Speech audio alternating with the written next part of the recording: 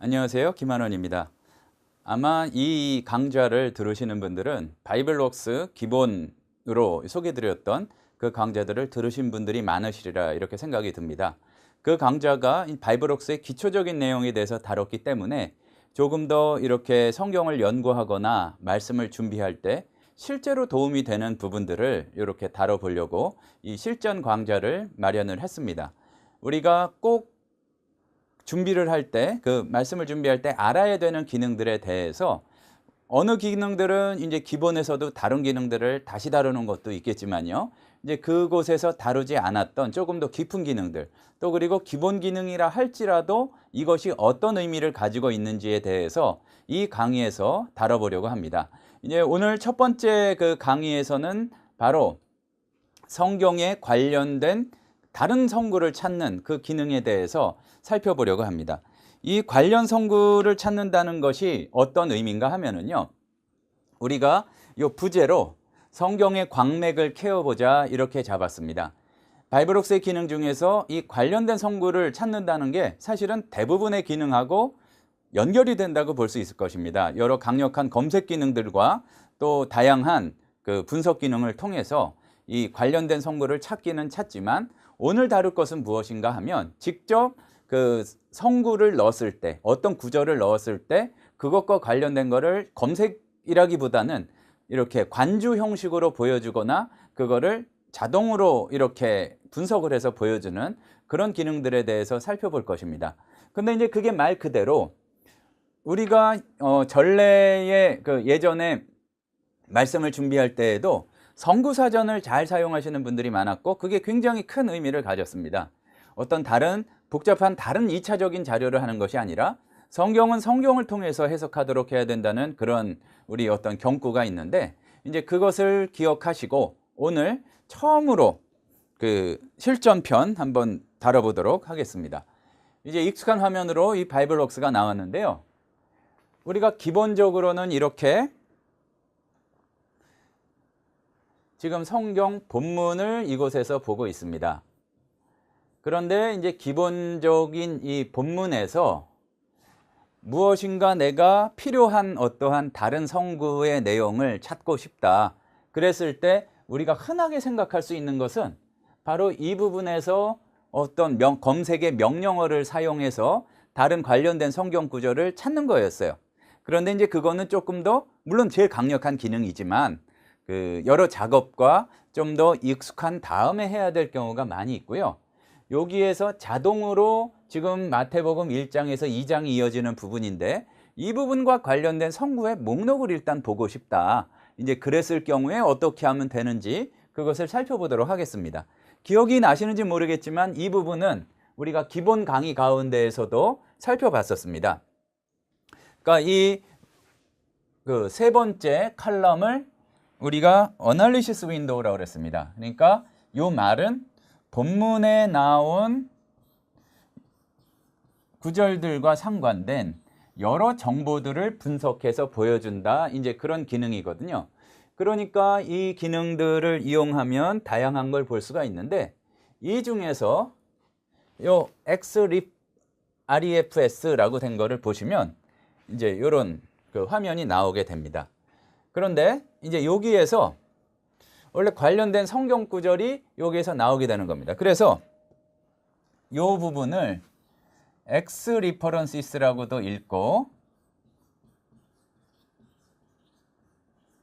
또 크로스 리퍼런시스라고 읽는데 우리말로는 이제 관주, 이 구슬을 꿰듯이 성경의 맥을 캐는 것이다 보면 되겠습니다. 근데 관련된 게 없다는데 무슨 얘기냐?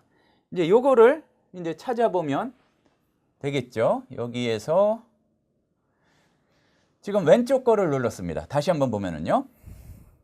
지금 이게 성경 번역본의 그 약어가 나와 있는데 이 부분은 성경 번역본이라는 얘기가 아니에요.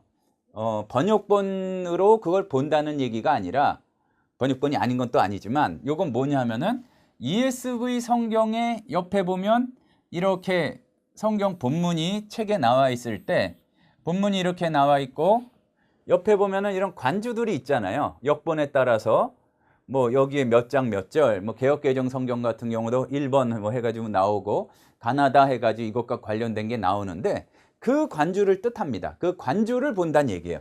근데 그 관주를 보는데 어떤 걸 통해서 볼 것인가? 보면은 어떤 걸 통해서 볼 것인가가 두 번째입니다. 여기가 그러니까 첫 번째가 관주의 종류, 두 번째가 이것을 어떠한 그 역본으로 볼 것인가.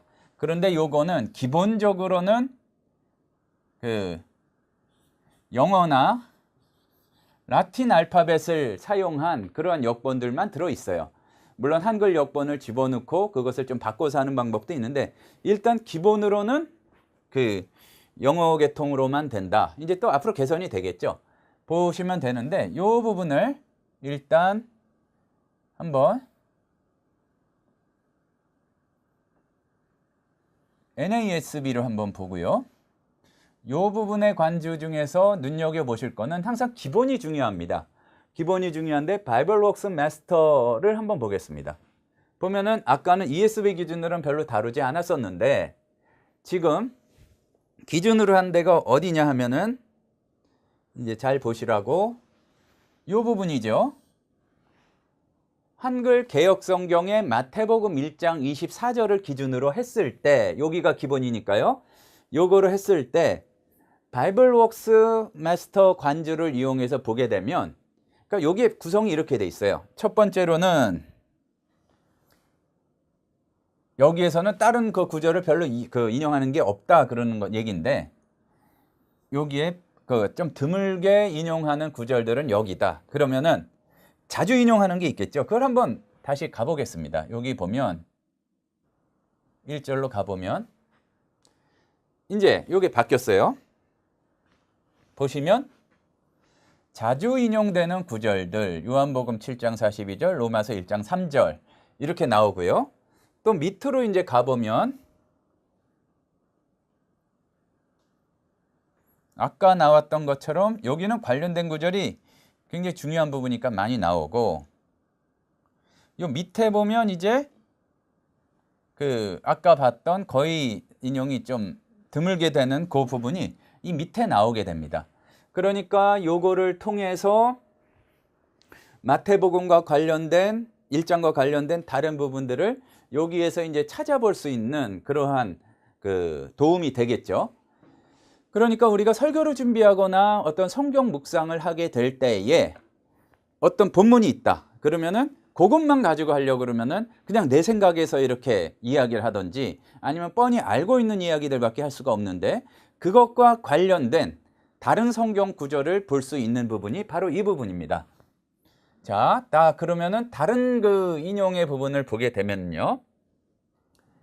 이 성경의 보물 해가지고 나온 부분이 있는데 이 부분은 이렇게 주제로 하고 또 구절로 해서 이렇게 나눠져 있습니다.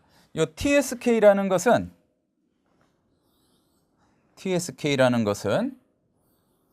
그 미국이나 이제 영미권에서 가장 많이 사용하는 그 관주 모음 중에 하나입니다. 그래서 이게 새로 나온 것 중에서는 NTSK도 있는데 Treasury of Scripture Knowledge라고 그래서 요거를 이용하시고 요거 보셔서 요 구절을 같이 이동해서 보시면 훨씬 더 익숙하게 이 본문을 보실 텐데 항상 이 다른 거를 복잡하게 찾기 전에 이 본문하고 어떤 본문이 같이 인용이 되는가 이제 그것을 유념해서 보시는 게 매우 중요하다는 말씀을 드리겠습니다. 다음에 그런데 여기에 이렇게 보면 여러 종류의 관주가 나와 있고요.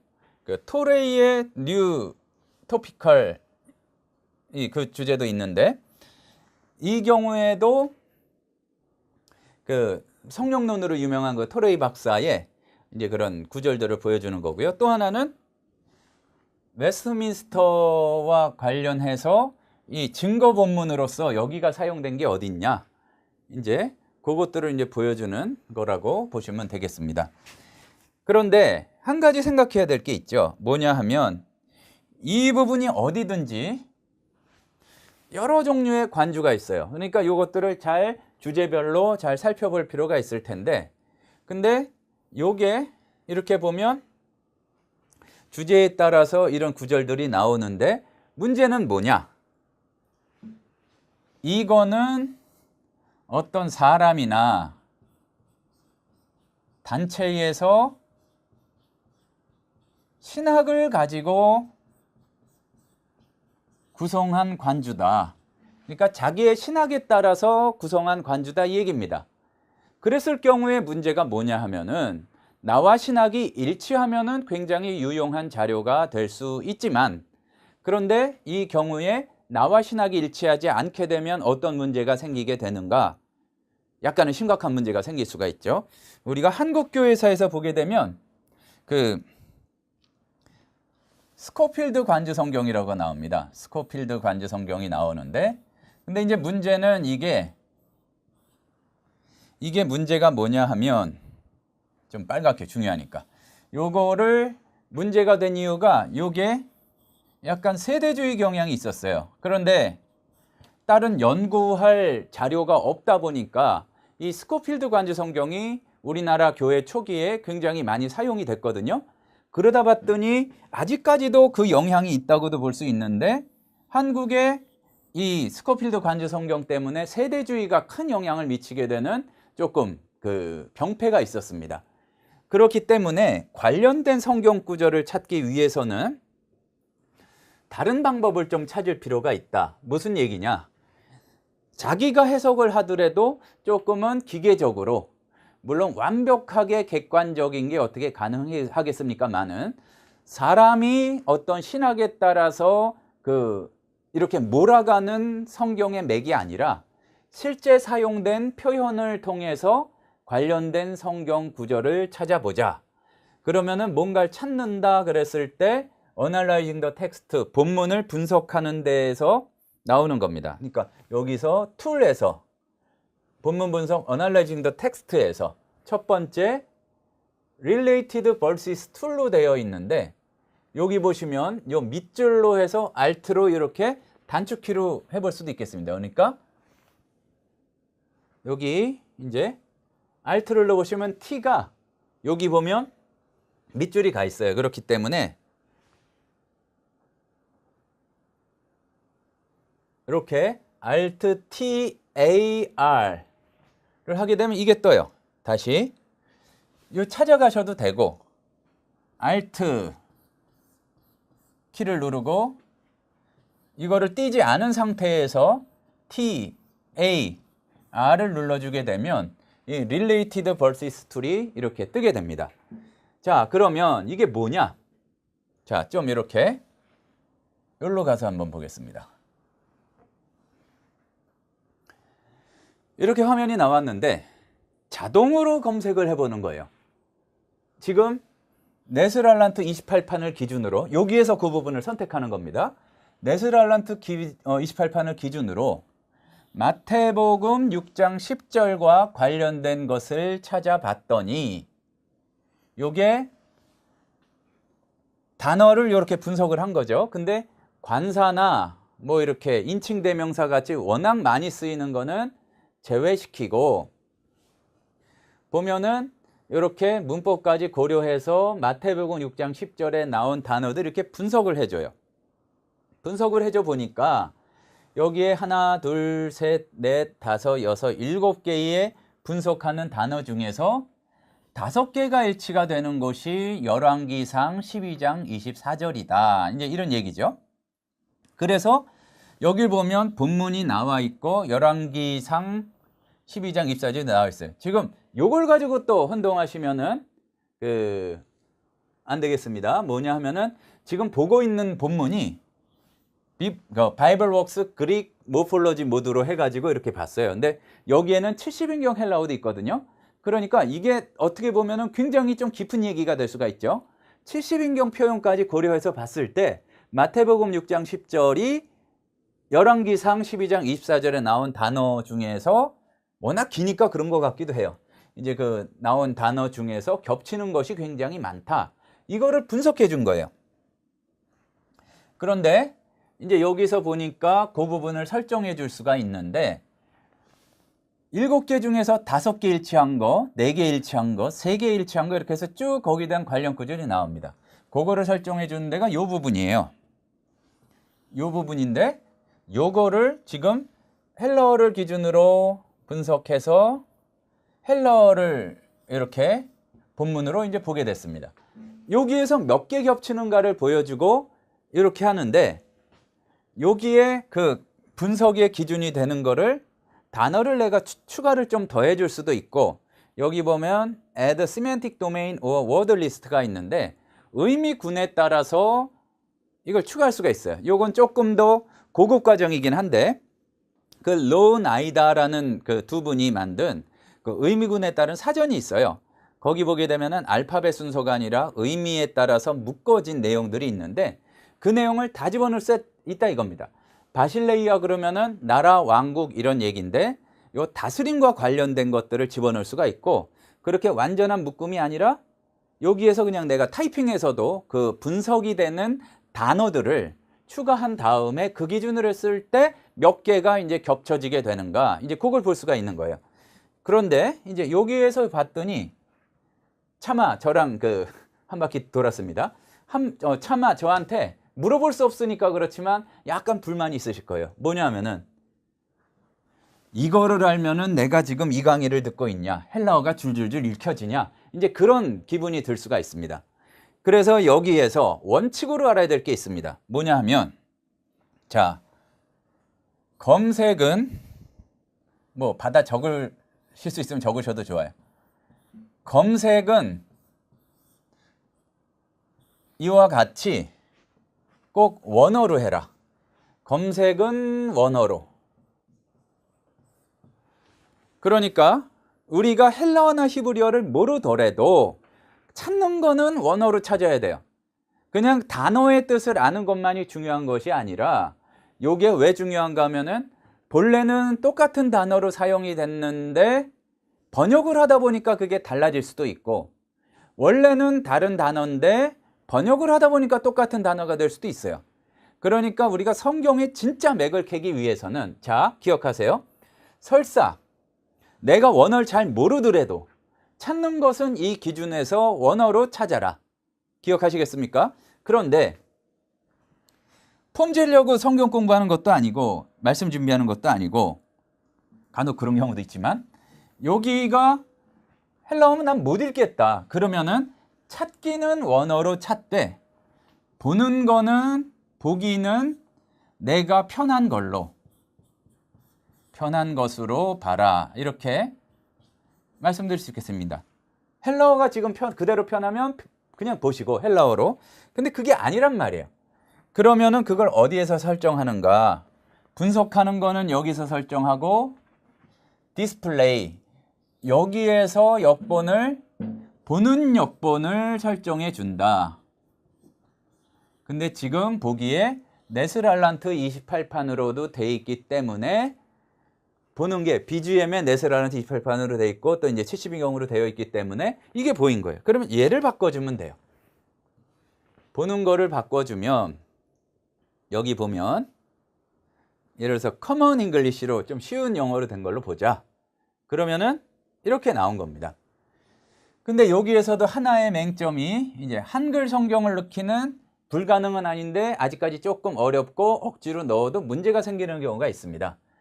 왜 그러냐 하면은 이런 영어, 뭐 독일어, 헬라어 이런 거는 컴퓨터에서 1바이트만 그 용량을 차지해요. 근데 동양어권 문자, 뭐 한국어, 일본어, 중국어는 2바이트 문자예요.